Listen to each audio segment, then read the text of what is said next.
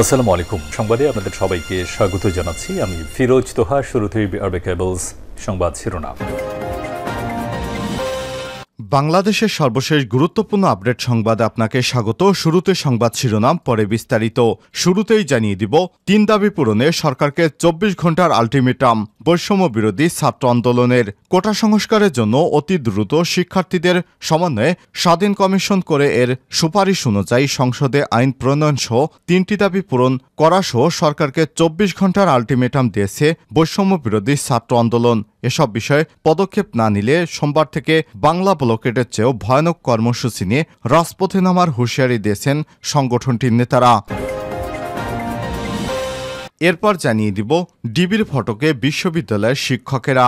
বৈষম্যবিরোধী ছাত্র আন্দোলনের ৩ সমন্বয়ক ঢাকা বিশ্ববিদ্যালয়ের শিক্ষার্থী নাহিদ ইসলাম আসিফ মাহমুদ এবং আবু বাকের মজুমদারের খোঁজ নিতে ডিবি কার্যালয়ে গিয়েছিলেন বিশ্ববিদ্যালয় শিক্ষক নেটওয়ার্কের ১২ জন শিক্ষকের একটি প্রতিনিধি দল।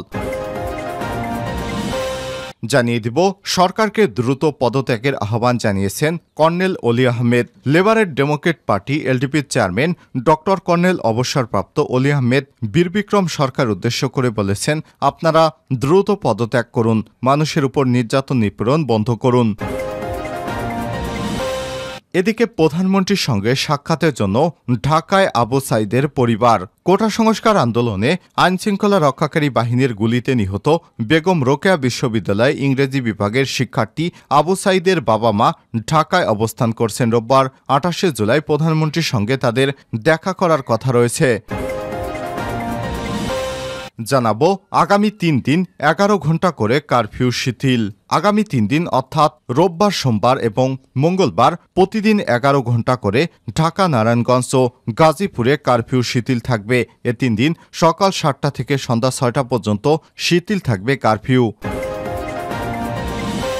এবং সর্বশেষ জানিয়ে দিব, আমার স্বামীকে আর রাজনীতি করতে দেব না, বলছেন ভিপি নূরের স্ত্রী। গণ অধিকার পরিষদের সভাপতি নুরুল হক নূরের স্ত্রী মারিয়া আক্তার বলেছেন, আমার স্বামীকে রাজনীতি করতে দেওয়া হবে না, দরকার নেই এসব রাজনীতির, আমাদের খুব চাওয়া পাওয়ার কিছু নেই, আমার স্বামীকে আমি আর রাজনীতি করতে দেব না, শুধু ওকে আমার কাছে ফেরত দিন। প্রিয় দর্শক, এতক্ষণ শুনছিলেন সংবাদ শিরোনাম, এবারে বিস্তারিত। তবে তার আগে বন্ধুরা, অনুরোধ থাকবে, আপনি কোন জেলা থেকে আমাদের সংবাদটি দেখছেন কমেন্ট করে জানিয়ে দিন বন্ধুরা এই সংবাদ সম্পর্কে আপনার মূল্যবান মতামত। আর বন্ধুরা, এই সংবাদটিতে একটি লাইক দিয়ে দিন। আর আপনি যদি এই চ্যানেলে নতুন হয়ে থাকেন, সংবাদটি দেখতে দেখতে চ্যানেলটি সাবস্ক্রাইব করে রাখুন, যাতে করে আমাদের লেটেস্ট আপডেট সংবাদগুলো সবার আগে আপনার কাছে পৌঁছে যায়। এবারে বিস্তারিত। ৩ দাবি পূরণে সরকারকে ২৪ ঘণ্টার আলটিমেটাম।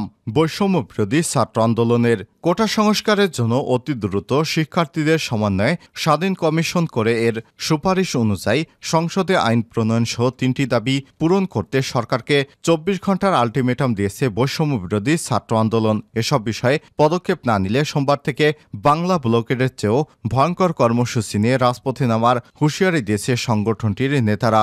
শনিবার রাত ৮টার দিকে ভার্চুয়ালি সংবাদ সম্মেলনে আন্দোলনের সমন্বয়ক আবদুল্লাহ হান্নান মাসুদ এই ঘোষণা দেন। এ সময় আরেক সমন্বয়ক মাহিন সরকার এবং সমন্বয়ক রশিদুল ইসলাম রিফাত উপস্থিত ছিলেন। হান্নান বলেন, কোটা সংস্কার আজ রোববারের মধ্যে স্বাধীন কমিশন গঠন। সমন্বয়ক নাহিদ ইসলাম আসিফ মাহমুদ, সমন্বয়ক সহ আবু বাকের মজুমদার ও ডাকসুর সাবেক সমাজসেবা সম্পাদক আক্তার হোসেন সহ সব শিক্ষার্থীদের মুক্তি, মিথ্যা মামলা প্রত্যাহার ও শিক্ষার্থীদের হত্যার সঙ্গে জড়িত মন্ত্রী পর্যায় থেকে কনস্টেবল পর্যন্ত সব দোষীদের বিরুদ্ধে দৃশ্যমান ব্যবস্থা নিতে হবে, অন্যথায় সোমবার থেকে বৈষম্য বিরোধী ছাত্র আন্দোলন কঠিন কর্মসূচি দিতে বাধ্য হবে।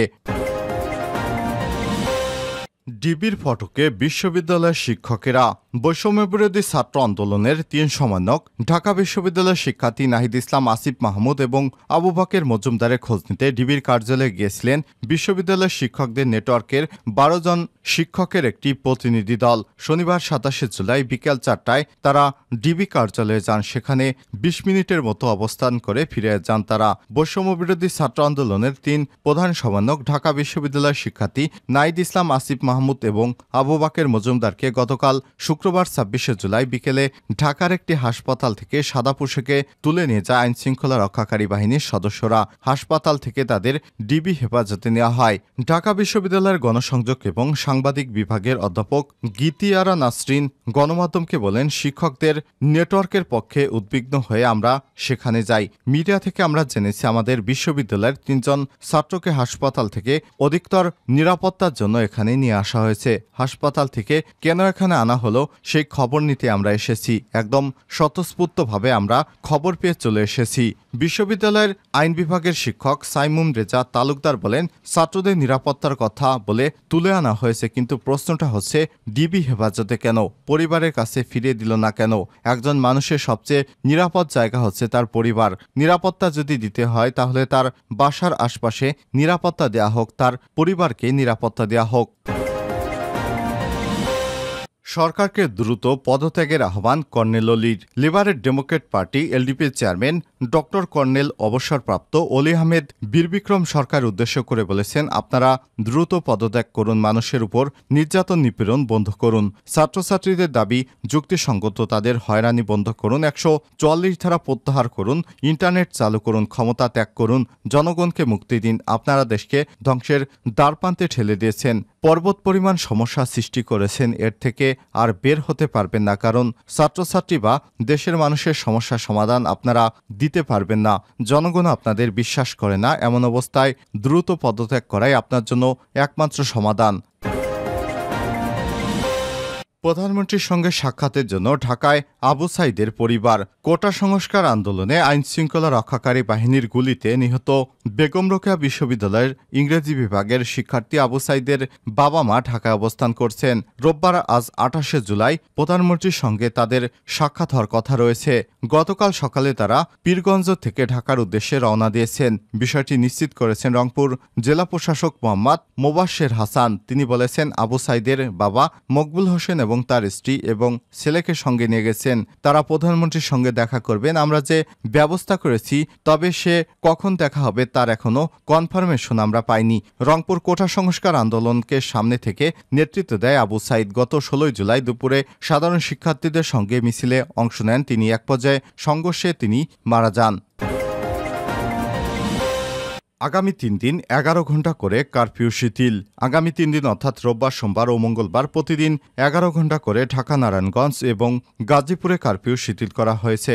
এই ৩ দিন সকাল ৭টা থেকে ৬টা পর্যন্ত শিথিল থাকবে কারফিউ। একই সঙ্গে ৩ দিন সন্ধ্যা ৬টা থেকে সকাল ৭টা পর্যন্ত চলমান কারফিউ বলবৎ থাকবে বলে জানিয়েছেন স্বরাষ্ট্রমন্ত্রী আসাদুজ্জামান খান কামাল। শনিবার ২৭শে জুলাই রাতে রাজধানীর ধানমন্ডিতে নিজ বাসভবনে আইনশৃঙ্খলা বাহিনীর সঙ্গে বৈঠক শেষে সাংবাদিকদের এসব তথ্য জানান তিনি বলেছেন, রোববার, সোমবার ও মঙ্গলবার ঢাকা, গাজীপুর ও নারায়ণগঞ্জে কারফিউ চলমান থাকবে। তবে সকাল ৭টা থেকে সন্ধ্যা ৬টা পর্যন্ত কারফিউ শিথিল থাকবে। এছাড়াও বাকি জেলাগুলোর কারফিউর বিষয়ে সিদ্ধান্ত নেবে জেলা প্রশাসক।